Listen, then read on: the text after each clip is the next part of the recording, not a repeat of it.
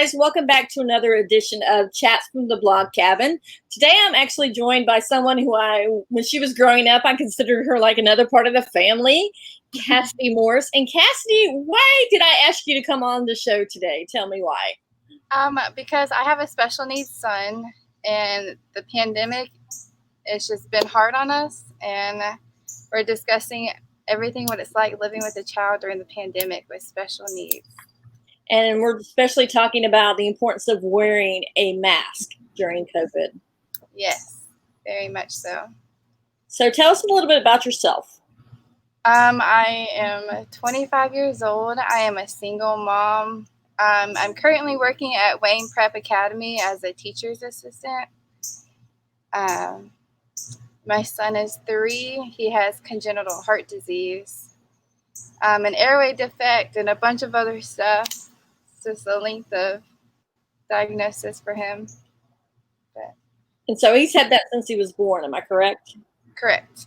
So let's talk about the congenital heart disease. How having during a quarantine and a pandemic, how have you had to take precautions with him? So really, this is normal for us, I guess. We've always had to take extra care and extra precautions, but I think it's been like a light has been shined on us because people are actually taking a step into our normal lives. So I guess it's become like a realization to people what we actually go through to keep them safe. We've actually stopped all visits, taking him out anywhere. We do take him out to like a farm where it's open, where he won't come in contact like he would in a store. We've taken him to like strawberry picking. We were the only ones out there. We do outdoor stuff more so because it's safer for him. And I think that's a harder concept for people to grasp because they're like, why would you take him there when, he's still exposed? Well, he's not really exposed out in the open where he's not around anybody. I think it's just more an observance on us on how we handle it and how we shouldn't handle it. I know a lot of people have said negative things about us taking him out in open public places where there's not people because they don't understand the concept. But it's much safer than taking them into a store where everyone's fighting about if a mask is safe or not when you should totally be wearing a mask. It's not about you. It's about who you're protecting. So let's start at the beginning. Start with your journey with your son. Okay. So I had a healthy pregnancy. The last week, it was really rough. It was the last weeks of being pregnant, the pains, like you're ready to get the baby out of you. I went to an appointment like 3 times my last week. Like I just kept calling them and I was like, look, he's got to come out. Like I'm done being pregnant. There were some like signs during the last week, like one appointment, they couldn't find a heartbeat and they did stress tests, but they pumped me full of caffeine and then sent me home because he was active. There was another time where I went to the ER because I was just in a lot of pain. I thought I didn't have any more fluid left, and they pumped me full of fluids and sent me home. They said I was fine. And then finally I went in and I was like, okay, I'm tired of everything. And his heart rate had dropped to like the 40s and 50s. So they went ahead and induced me. They were going to prep for an emergency C-section that night, but they decided to just wait it out. So they induced me. Everything was fine. He came out. Everyone said he's healthy. Like, you're good. Everyone left. And they didn't do a newborn screening. There's actually another baby born 2 hours after Sebastian who had a congenital heart defect as well at the same hospital. So, of course, all their attention went to him, and me having a healthy baby, I was left in my room. And finally, they came in around 10:30, 11, and decided that it was time to take him to the nursery to finally do his newborn screening to just give me time to rest. And on his way to the nursery, he had a cardiac arrest. So they came back, and they told me to prep myself to say my goodbyes. I was by myself. My mom had gone home. There was nobody there but me. And as he was saying that, the helicopter was landing to take him. And they weren't sure if he was going to be able to make it through the night or even make it the helicopter fly or the flight over to Vidant. So we said our goodbyes, and that was just a long night from there. But he survived, and he spent 4.5 months at Duke, and then he was there at least every week to 2 weeks inpatient at Duke up until this past August, where he had his life-saving open heart surgery. And our journey is not over, but it's definitely way better than where we were before August. He's still in heart failure. He still has a long ways to go, but he's in a much, much, much better place than he was. So. Yeah, I know when we were scheduling this chat, we were trying to figure out a day that was good for you. And you said Thursdays because that's not any time that he has any type of therapy at all. So I can just imagine the strain on you and your mom both for having to do that. Because basically you both are the main caregivers, but you are mostly the main, but your mom is right there supporting you. And I'm thankful for her because I don't know how I would have gotten through it all by myself. So let's talk about, so he's obviously compromised as far as his heart goes. So you have to take special precautions even without a pandemic going around. So let's talk about those special precautions that you have to take. So he can't go to school. He had just started like being around other kids before the pandemic. We actually let him go on play dates and tried to expose him to more germs than what he was getting at home. He went to a place like a center for therapies where he had speech and OT, and where they specialize on all his sensory issues. And we stopped going there because, with the pandemic, it wasn't safe for him. They're still seeing kids there. They had stopped for a while and did it all through Zoom, but now they resumed their in sessions, and we still haven't resumed. None of us feel safe to take Sebastian back because of his greater risk. We always, whenever he went into public, he wore a mask before the pandemic. And I know we always got weird stares, but now people understand why he wore a mask going out of public. He's always worn a mask around the hospital anytime he was inpatient.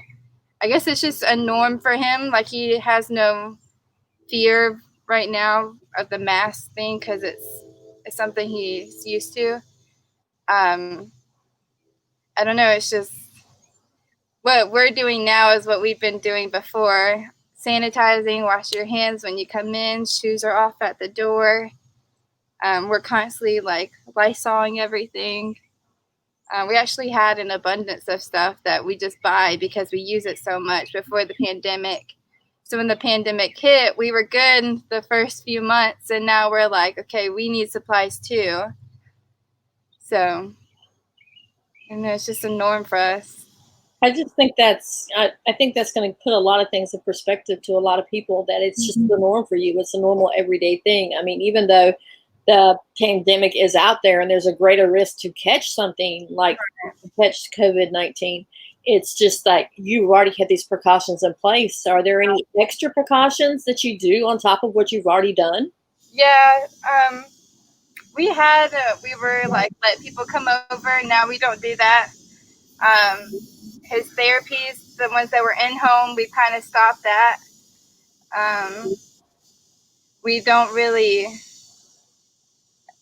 he doesn't get to go out much anymore. He was going out and like I said, doing stuff, and now he's not. Like, his favorite place was Target. And now everyone at Target knows him, and every time we go without him, they always ask for him. But Target was his safe zone versus Walmart.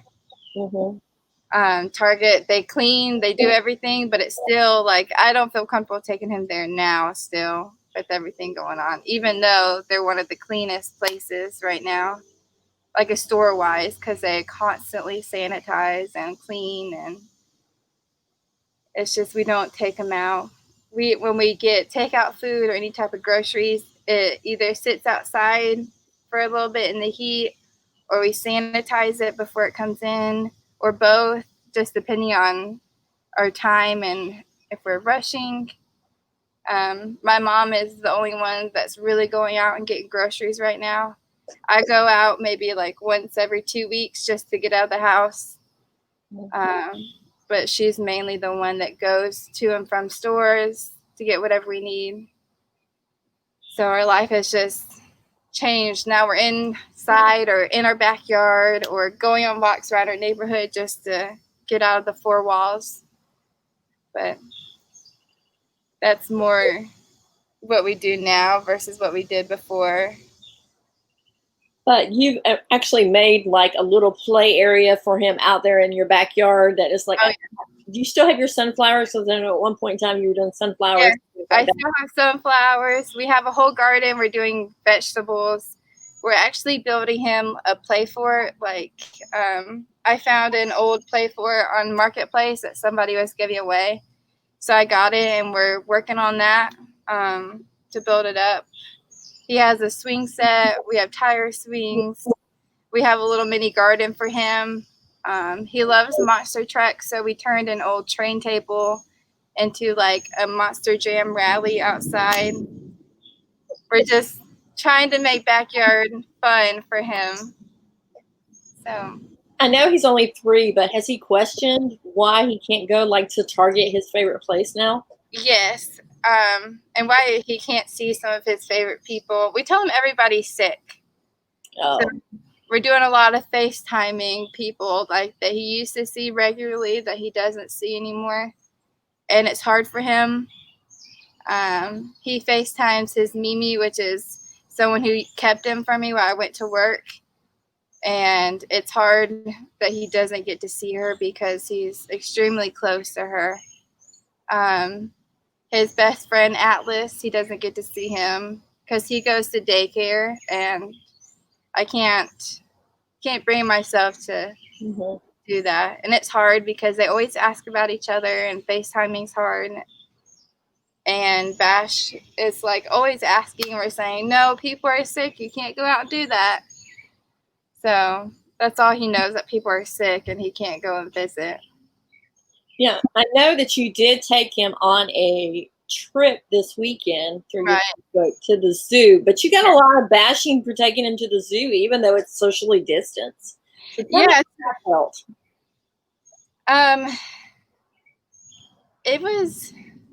There was a lot of anxiety only because like I didn't want the negative comments about us taking him to the zoo. When we went, it was actually like they only allowed, I think, 50 families in at a time, and they did it in hour slots or 30 minutes to an hour slot, depending on how many filled each slot. They didn't have all the exhibits open. Anything that you can go in, like the butterfly exhibit or even the seals, the otters, stuff where you had to go inside or in a little secluded area, that was closed off. It was like everyone respected boundaries. Nobody came within 6 feet of you. Everyone wore a mask. They had sanitizer like every quarter to half a mile. They had arrows, certain ways. So I felt safer taking him there, even though there was people there. It wasn't crowded. It wasn't, you were on top of each other. There was none of that. It was just safer to me to take him to the zoo than to take him to a store, or to a park. Yeah. And he really enjoyed it. Even though like we saw 5 animals, it was still so exciting to him. He was just so excited. And we met a little boy there, and Bash was like, you could tell he hadn't been around people in a long, long time. And he was just so excited. He was squealing to see another little boy there. And it really felt good to have something that he looked forward to and was excited about. So has he talked about going back now that he's gone? Yes, he asked to go to the zoo. or to the beach, and we're like, The beaches, I think, would probably be more at risk right now than the zoo. We actually did try to take him to the beach, and it was crowded, and it didn't work out. So, but the zoo was completely different. I felt safer at the zoo than I would anywhere else. So, Okay, I'm going to need to take a quick break for a commercial for our sponsor, but then I'll get right back to you, so hang on. all right. Hey y'all, welcome to Summer Sunflower Fields at Odom Farming Company. We'd love for you to come visit with us. We're open Tuesday through Thursday and Sunday from 4 to 8 and Friday and Saturday from 4 to 9. $5 admission includes a visit with the pasture gang, the playground, the beautiful fields, and 3 flowers to carry home. So come see us at 1426 Claridge Nursery Road, Goldsboro. Check out our website, odomfarmingcompany.com, or follow us on social media. We sure hope to see you soon. Okay, we're back. They're responsible for the flowers on my set, so I told them I would actually give them props. Yes, they have beautiful. There yet? Not this year. I did last year. I want to go back this year. They're socially distancing, and they're cleaning, and they have hand sanitizer, and I think you would enjoy seeing the animals down there because now they have baby goats. Ooh, he would love that. I'll have to go visit. So tell us, being a mom with a special needs child, how has that made you appreciate other things? Like I know you've given back to the Ronald McDonald House, like you do a big give back every year to the Ronald McDonald House. So talk about that. Yeah, so before I had a special needs child, I really didn't understand the charities that were out there. I didn't understand what it was like to actually have a special needs child. I didn't understand the things that I would be missing out on, that he would be missing out on, the struggles that we would face, the hard times, not working and having a hard time affording things and not be able to know when you'd be able to go home. And when we went to the Ronald McDonald House at ECU, it was just an eye-opener to all the wonderful things that they did for the moms and the dads and the kids. It really, it's a blessing in disguise because people don't realize how much they do for you. When you go, you have a bed, you have showers, you have food. You can come in and go as much as you want. They give away things to you. We left with a big rocker from ECU's Ronald McDonald House for Sebastian. We left with clothes for him. We left with food. We left with blankets. I mean, everything that we needed to get us from that hospital to Duke. And then we got to Duke, their atmosphere was completely different.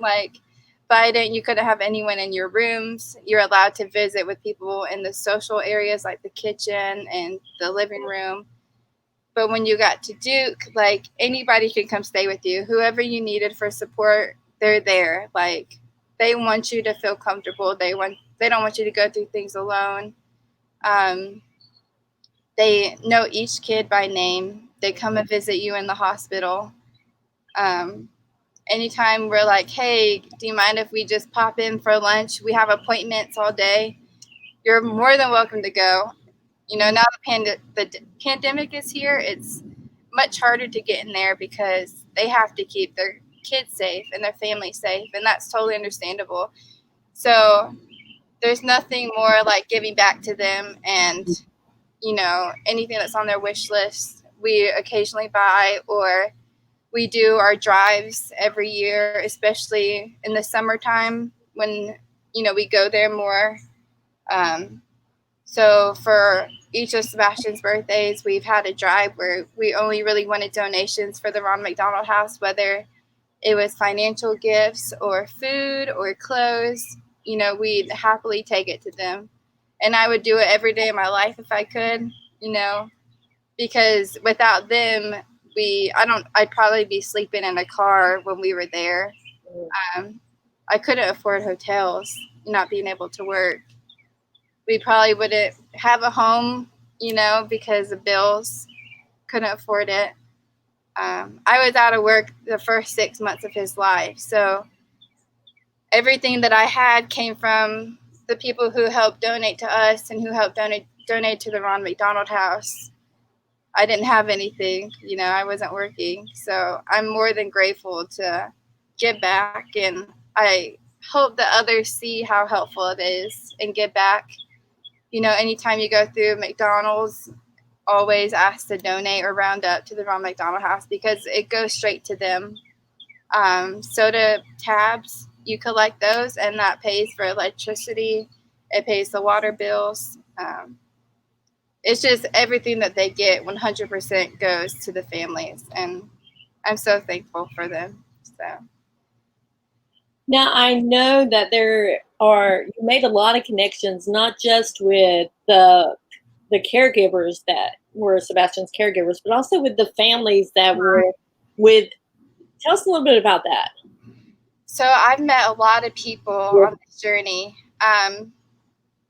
in totally different journeys than what we were going through. I've made a lot of close friends with people on the heart side, with people who are fighting other diseases, cancer patients. When you're there and you feel alone, the best thing to do is associate yourself with other people there.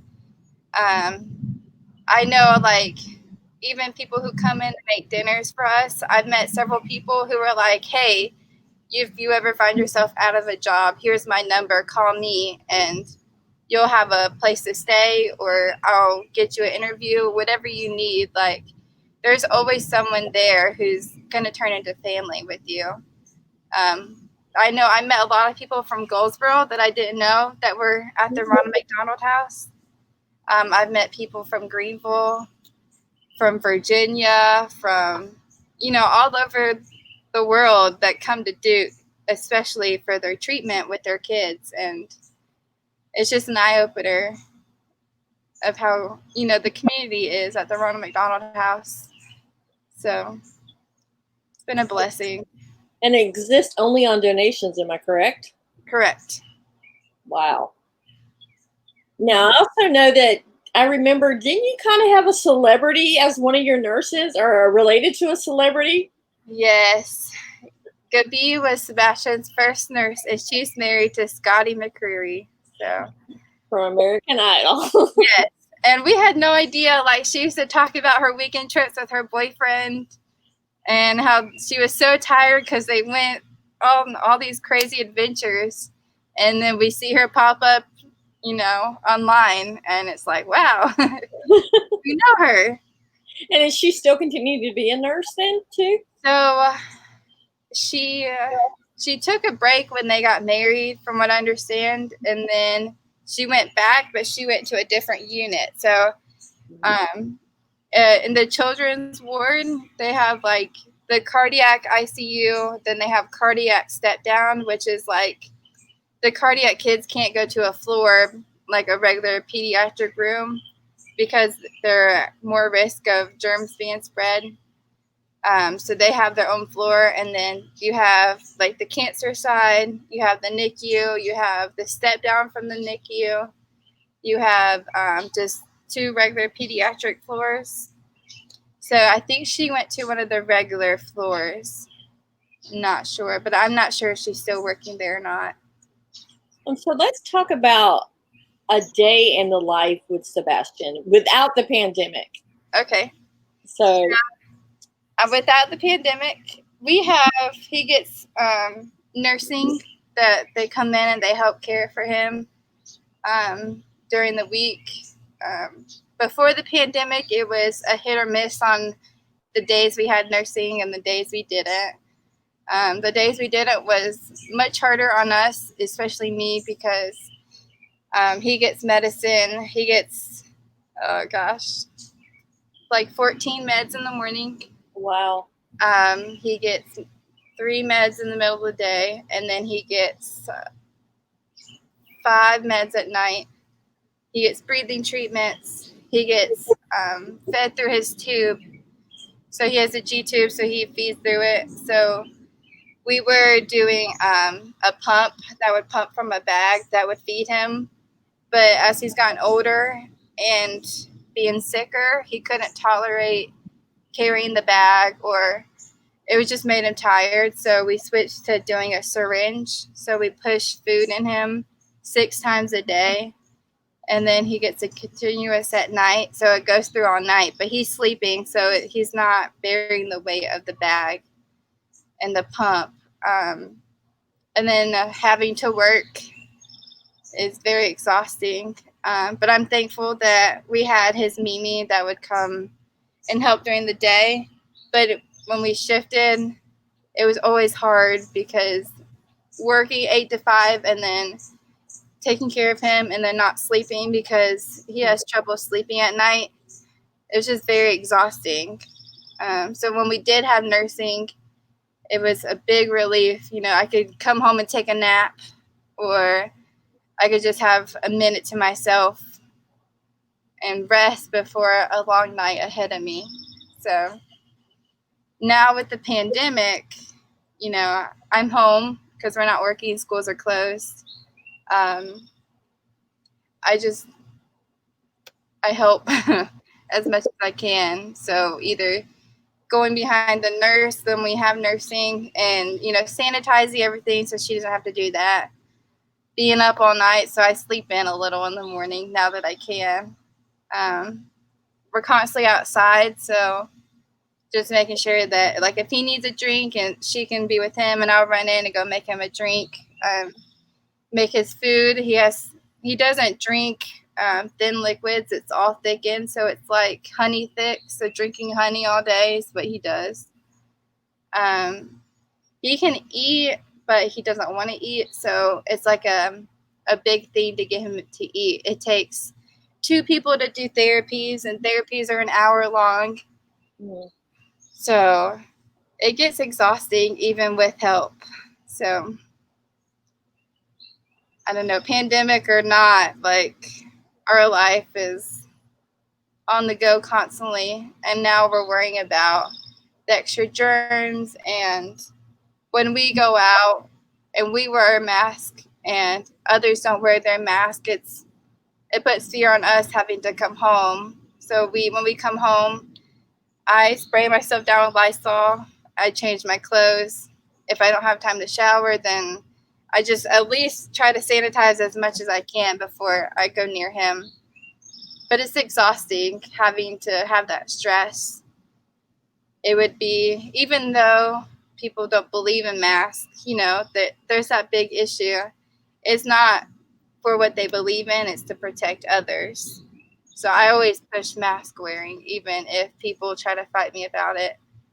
But if they step foot in our lives, they would totally push mask every day, all the time, whenever you're around others.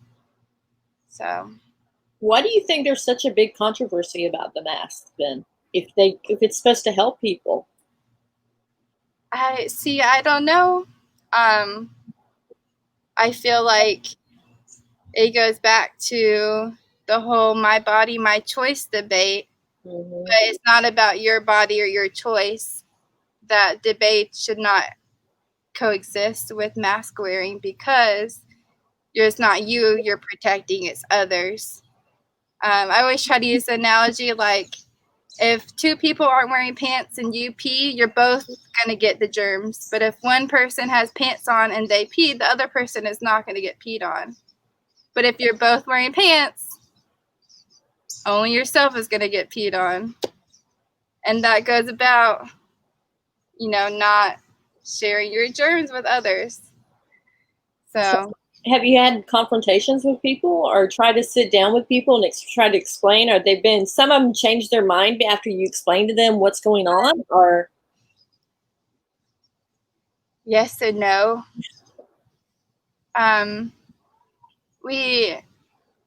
I've had people that I thought were my friends that fought with me about wearing a mask, or fought with me about how I'm caring for Sebastian, how, like, I've let him go strawberry picking, but I won't let people come in the house.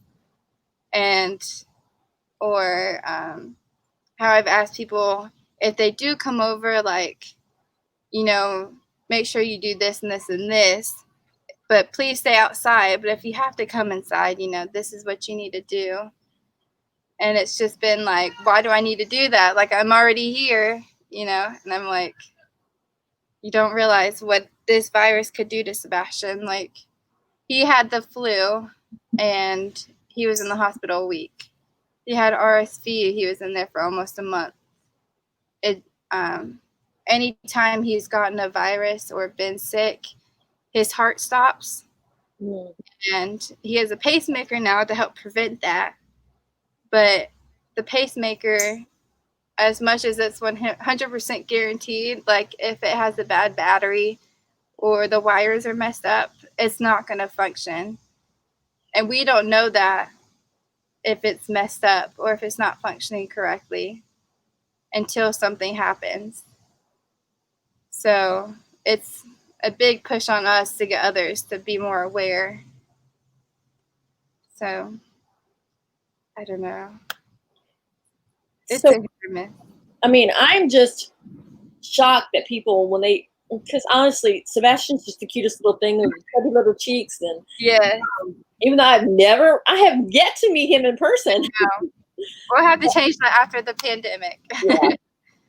But, you know, to see that little face and realize what a risk they're going to put him at and not put him at risk. I just can't wrap my mind around that. That's how we are too. I don't know. We've always been very picky of, like, when he was a baby, how certain smells really censored him, how certain textures, to just be aware how touch when he was a baby really hurt him, and people just don't comprehend it because it's not a normal thing for them to live through. So I'm going to move out the way real quick because the mail lady's coming. So what is the one thing that you really would like people to know, though, about mask? Masks protect, whether you believe it or not. I'm trying to put to words. It's more, you're protecting others versus yourself. And I say that a lot because it's true. You're not wearing it for yourself, whether you believe that it's doing something or not. You should just be more aware that, hey, I'm going to protect this person. Or if you have the virus and you're asymptomatic and you don't wear a mask, no matter who you come in contact with, you're going to spread the virus. So it's better to actually just be safe, protect yourself, protect others. If everyone wears a mask, the risk goes down about the virus. So I can imagine you're kind of scared right now if Sebastian does get sick, having to take him to the hospital with all the cases that are in the hospital. So right. We're trying to schedule a surgery, and I've talked closely with his doctors, and none of us, he's safer at home right now, even though he needs this surgery. As long as he's at home and he's healthy, putting him at risk isn't what we want to do. I'm okay with facing what we're facing now with what he's going through. He needs an airway surgery, and having an airway disorder and being in the hospital with a virus, it's not something I want to mess with. So I'm trying to push it off and off and off as much as I can, because people don't realize what they're doing by spreading the virus. There's a lot of families I know that even their babies that are sick, they're avoiding the hospital and the special needs community, because being sick, we all know how to care for our kids at home because this is our life. Mm-hmm. But when we go to the hospital, it's a whole different ballgame being in the pandemic, and you don't feel safe in the hospital, and it shouldn't be like that. So I just urge people to wear their mask, because there's families out there that are going through so much and you don't realize it. And by not wearing your mask, you're putting them at risk and putting their kids at risk. And the hospital is supposed to be somewhere we can go get help, and we can't do that right now because of the pandemic.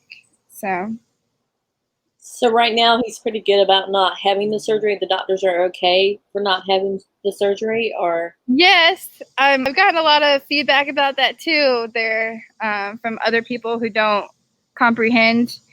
I'm very close with his doctors. I talk to them like almost every single day. They call and check on him all the time. I'm constantly in contact with them. He needs his tonsils out because they're touching and they're blocking his airway. But we have everything we need on standby, like oxygen. With his nurse being here, we have family, friends that are doctors. He's safer with us right now than exposing him. And if we take him to the hospital, he catches the virus, it's going to put him at a 10 times greater risk than keeping him home right now until things die down a little with the virus. so how are you coping as, mom, and you have your mom there? So it's what's he call your mom? Grammy? Grammy? Yeah. With Grammy and mom, it's just you two right now because your extended family are kind of are a little bit away from you, so you got to kind of restrict that contact as well, right? Yes, and it's hard because my sister and my niece, they want to visit and they can't. My oldest brother just moved 3 hours away from us, and for the first time in his Air Force career, he's actually near us, and he can meet Sebastian, and my nephew can meet Sebastian, and my sister-in-law can meet Sebastian, and that's on hold right now because of the pandemic. So it's hard. I have a lot of anxiety. I had a lot of anxiety at the beginning. It's scary, and I feel like scary it's a big thing. I don't know. It's hard to put into words how our emotions are going right now. So there's a lot of unknowns with this virus, and that's the scary part. And honestly, probably you guys are suffering economically as well because neither you or your mom, because your mom works for the school system too, have been able to work. There are some parents that have special needs that they have jobs that they had to go to and come home to. I can just imagine. Yeah, it's stressful, and there's a lot of Facebook groups that I'm a part of, special needs moms, and we're a community. And I just hear how they talk about what they're going through and how I'm going through things, and it's hard. It's hard on all of us. So, Wow. Yeah. Well, Cassidy, thank you so much for sharing Sebastian's story with us. I will say Cassidy is a young mom. I consider her a young mom because she's my oldest daughter. They actually played soccer together. So if you think that it was something that maybe Cassidy did while she was pregnant, but no, Cassidy is very healthy. I mean, you had gluten sensitivities, but the celiac disease. But other than that, you had a pretty normal pregnancy, right? Yeah. So they did all the genetic testing, and there's no genetics behind it. Some heart diseases are a cause of a genetic issue, and there's some that are just a fluke. And his was a fluke. So it happens in 1 in 100 babies. It's more common than childhood cancer. So it's more of a thing that people think. So would you say that majority of Bash's life has been spent inside of hospitals? Yes. Than outside? Yes. Wow. We've had our longest stretch. So he had his heart surgery in August, and he came home the first week of September, and we've been home since. He's had, I think it's been like 9 months since we've been home, 8 months. And that's our longest stretch of not being in the hospital. And he's 3 years old. Wow. And he's 3 years old. Wow. So one last thing. Yes. Tell people what you want them to do. Please, please, please wear your mask. Please. Guys, you heard it here first. You're not only saving someone else your life, but you're saving someone else's as well. Yeah. And if you see this little boy with cute chubby cheeks, you would want to save his life. Yes. Or his mom, because his mom's got little chubby cheeks right there too. But think double that. Yes. Please wear your mask when you're out in public. Yes, please. All right. Thank you guys for tuning in, and thank you, Cassidy, for coming on and talking about this. Thank you for having me. All right. Bye, guys.